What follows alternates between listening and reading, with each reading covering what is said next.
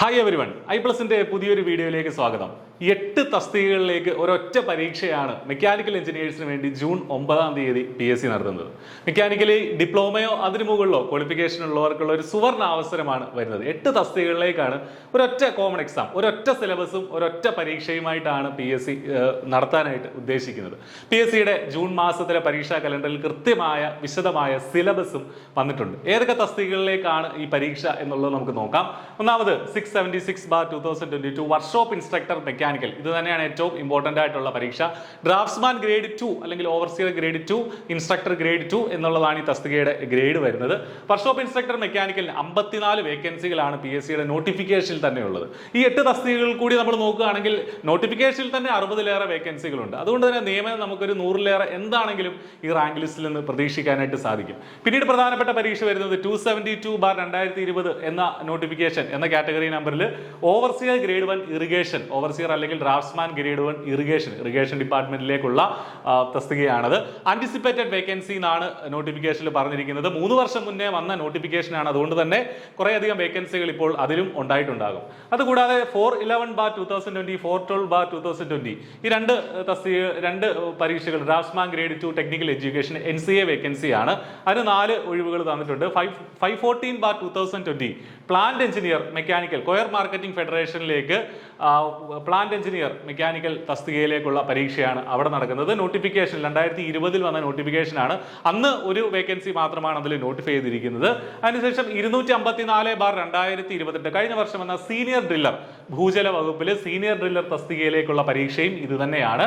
അതുകൂടാതെ 314/2022 കഴിഞ്ഞ വർഷം വന്ന പർച്ചേസ് അസിസ്റ്റന്റ്, ഹെൽത്ത് സർവീസുകളിലെ പർച്ചേസ് അസിസ്റ്റന്റ് തസ്തികയിൽ ഹെൽത്ത് സർവീസസ് ഡിപ്പാർട്ട്മെന്റിലേക്ക് പർച്ചേസ് അസിസ്റ്റന്റ് തസ്തികയിലേക്കുള്ള ഒരു വേക്കൻസിയാണ് നോട്ടിഫിക്കേഷൻ ഉണ്ടായിരുന്നത്.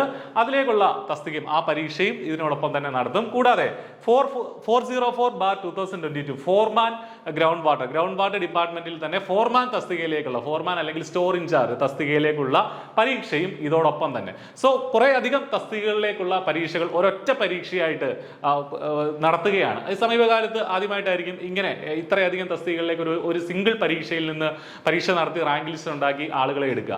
നമുക്കറിയാം ഇതിനൊക്കെ സെപ്പറേറ്റ് അപ്ലൈ ചെയ്തവർക്ക് എല്ലാ സെപ്പറേറ്റ് റാങ്ക് ലിസ്റ്റുകളായിട്ടായിരിക്കും വരിക. ഉദാഹരണത്തിന് ഇപ്പോൾ ഡ്രാഫ്റ്റ്സ്മാൻ ഗ്രേഡ് 2 ടെക്നിക്കൽ എഡ്യൂക്കേഷന് വേണ്ടി അപ്ലൈ ചെയ്തിട്ടുണ്ട് ഒരാൾ, അദ്ദേഹം വർക്ക്ഷോപ്പ് ഇൻസ്ട്രക്ടറിന് അപ്ലൈ ചെയ്തിട്ടില്ല. അപ്പോൾ ഈ പരീക്ഷ എഴുതിയാൽ ആ ആൾക്ക് ഈ പറഞ്ഞ ഡ്രാഫ്റ്റ്സ്മാൻ ഗ്രേഡ് 2 ടെക്നിക്കൽ എഡ്യൂക്കേഷന്റെ റാങ്ക് ലിസ്റ്റിൽ മാത്രമേ ഇടം കണ്ടെത്താൻ സാധിക്കുകയുള്ളൂ. അതേസമയം ഈ 8 തസ്തികകളിലേക്കും അപ്ലൈ ചെയ്തിട്ടുള്ള ആളുകളാണെങ്കിൽ അല്ലെങ്കിൽ ഇതിൽ എത്ര എണ്ണമാണോ അപ്ലൈ ചെയ്തിരിക്കുന്നത് നിങ്ങൾ ഇതിലെല്ലാം കട്ട് ഓഫിന് മുകളിൽ വരികയാണെങ്കിൽ തീർച്ചയായിട്ടും സെപ്പറേറ്റ് റാങ്ക് ലിസ്റ്റുകളിൽ നിങ്ങൾ ഇടം പിടിക്കും. അതുകൊണ്ട് തന്നെ കൺഫർമേഷൻ കൊടുക്കുമ്പോൾ ഇതിന് കൺഫർമേഷൻ കൊടുക്കാനുള്ള സമയമാണ് ഇപ്പോൾ. കൺഫർമേഷൻ കൊടുക്കുമ്പോൾ ഇതിനൊക്കെ സെപ്പറേറ്റ് കൺഫർമേഷൻ ആണ് കൊടുക്കേണ്ടത് കേട്ടോ. അത് പ്രത്യേകം ശ്രദ്ധിക്കുക. ഒരു പരീക്ഷയ്ക്ക് ഇതിൽ ഏതെങ്കിലും ഇപ്പോൾ വർക്ക്ഷോപ്പ് ഇൻസ്ട്രക്ടർക്ക് മാത്രം കൺഫർമേഷൻ കൊടുത്തു, നിങ്ങൾ ബാക്കിയൊക്കെ അപ്ലൈ ചെയ്തിട്ടുണ്ട്, പക്ഷേ അതിനൊന്നും കൺഫർമേഷൻ കൊടുക്കാതിരിക്കരുത്. എല്ലാത്തിനും സെപ്പറേറ്റ് കൺഫർമേഷൻ ആണ് കൊടുക്കേണ്ടത്. പക്ഷേ ഒരു സിംഗിൾ പരീക്ഷയാണ്, ഒരു സിലബസ് ആണ് ഫോളോ ചെയ്യുന്നത്, ഡിപ്ലോമ നിലവാരത്തിലുള്ള പരീക്ഷയാണ്. സോ ഇതിനായിട്ടുള്ള ഇന്റൻസീവ് കോച്ചിങ് iPlus നൽകുന്നുണ്ട്. ഇതിന്റെ സിലബസ് അനാലിസിസ് നമുക്ക് നടത്താം. ഈ വീഡിയോയിൽ തന്നെ നമ്മൾ സിലബസ് അനാലിസിസ് ഉണ്ട്.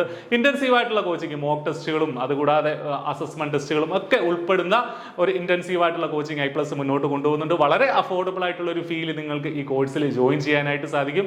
എല്ലാ തസ്തികകളിലേക്കും കൂടെ ഈ ഒരൊറ്റ കോഴ്സ് മതിയാകും.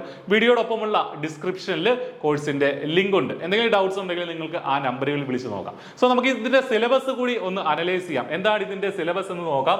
പ്രതീക്ഷിക്കുന്നതിൽ നിന്ന് വിപരീതമായി അങ്ങനെ വലിയ ബുദ്ധിമുട്ടുള്ള സിലബസ് ഒന്നും അല്ല ഇതിന് വന്നിരിക്കുന്നത്. നമ്മൾ പ്രതീക്ഷിച്ച സബ്ജക്റ്റുകളൊക്കെ തന്നെയാണ്. എക്സ്ട്രാ ആയിട്ടുള്ള മറ്റു വലിയ ടോപ്പിക്കുകളൊന്നും ഇതിലില്ല. നമ്മൾ പ്രതീക്ഷിച്ച സിലബസ് ഒക്കെ തന്നെയാണ്.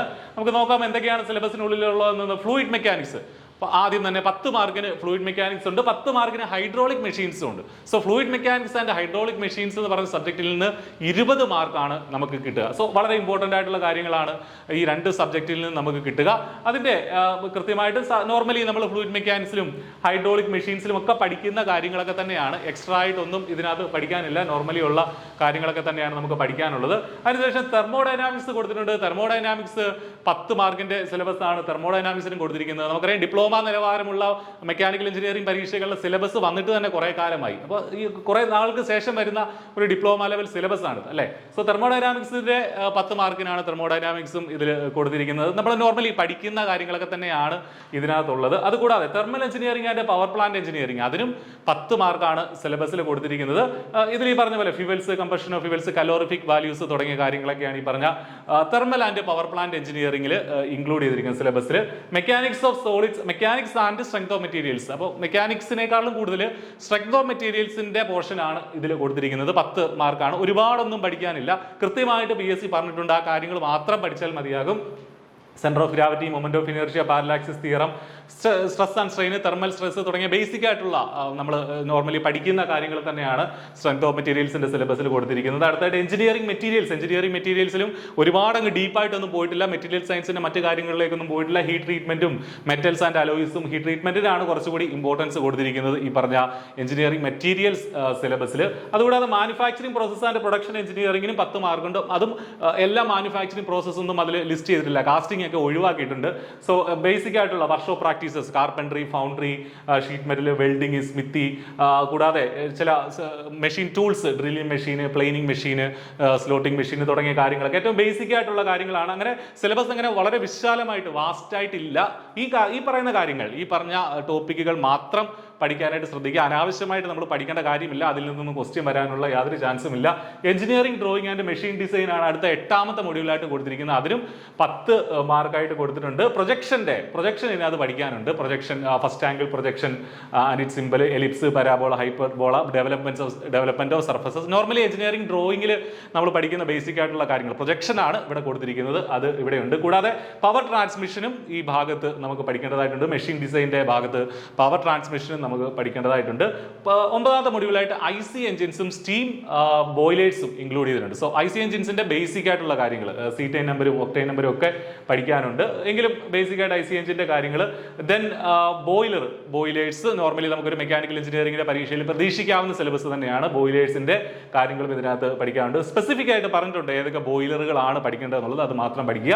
അവസാനമായിട്ട് ഹീറ്റ് ട്രാൻസ്ഫർ ആൻഡ് റെഫ്രിജറേഷൻ 10ാമത്തെ മൊഡ്യൂളായിട്ടാണ് കൊടുത്തിരിക്കുന്നത്. 10 മാർക്കുണ്ട്. ഹീറ്റ് ട്രാൻസ്ഫറിന്റെ ബേസിക് ആയിട്ടുള്ള കാര്യങ്ങൾ, കണ്ടക്ഷൻ, കൺവെക്ഷൻ, റേഡിയേഷൻ, അതിന്റെ വിവിധ ലോസ്, പിന്നെ റെഫ്രിജറേഷൻ, COP ഉൾപ്പെടെയുള്ള ടൺ ഓഫ് റെഫ്രിജറേഷൻ ഉൾപ്പെടെയുള്ള കാര്യങ്ങളാണ് ഇവിടെ കൊടുത്തിരിക്കുന്നത്. സോ 10 മാർക്ക് വീതമുള്ള 10 മൊഡ്യൂളുകളാണ് നോർമലി ഒരു മെക്കാനിക്കൽ എഞ്ചിനീയറിംഗ് വിദ്യാർത്ഥി പ്രതീക്ഷിക്കേണ്ട സിലബസ് തന്നെയാണ് PSC ഇട്ടിരിക്കുന്നത്. സോ നമുക്ക് ഇനി 2 മാസമേ ഉള്ളൂ നമ്മുടെ മുന്നിൽ. പക്ഷെ 2 മാസം കൊണ്ട് തീർച്ചയായിട്ടും കൃത്യമായ ഒരു ഷെഡ്യൂൾ പ്രിപ്പയർ ചെയ്താൽ നിങ്ങൾക്ക് ഈ പരീക്ഷ ക്രാക്ക് ചെയ്യാനായിട്ട് സാധിക്കും. ദിവസം ഒരു 4-5 മണിക്കൂറെങ്കിലും പഠിക്കാനായിട്ട് മാറ്റിവെക്കുക, ഏറ്റവും മിനിമം. പരീക്ഷയുടെ അടുത്ത ദിവസങ്ങളിൽ കുറച്ചുകൂടെ ഇൻക്രീസ് ചെയ്ത് കൊണ്ടുവരാം സമയം. ടെസ്റ്റുകൾ പരമാവധി ക്വസ്റ്റ്യൻ പേപ്പറുകൾ PSCയുടെ തന്നെ മുൻകാല ചോദ്യ പേപ്പറുകൾ തന്നെ ചെയ്ത് നോക്കുക. ഡിപ്ലോമ ലെവൽ പരീക്ഷ ആയതുകൊണ്ട് തന്നെ തിയറി പോർഷൻ ആയിരിക്കാം കുറച്ചുകൂടി ഇമ്പോർട്ടൻസ് കൊടുക്കുക. ന്യൂമറിക്കൽസിനേക്കാളും കൂടുതൽ തിയറി പോർഷൻ ആയിരിക്കും ഇതിനകത്ത് ഇമ്പോർട്ടൻസ് ഉണ്ടാവുക. സോ എല്ലാവർക്കും ഈ കാര്യങ്ങൾ മനസ്സിലാക്കി, സിലബസ് കൃത്യമായിട്ട് മനസ്സിലാക്കി നന്നായിട്ട് പഠിക്കാനായിട്ട് സാധിക്കട്ടെ എന്ന് ആശംസിക്കുകയാണ്. iPlus നിങ്ങളോടൊപ്പം ഉണ്ട്.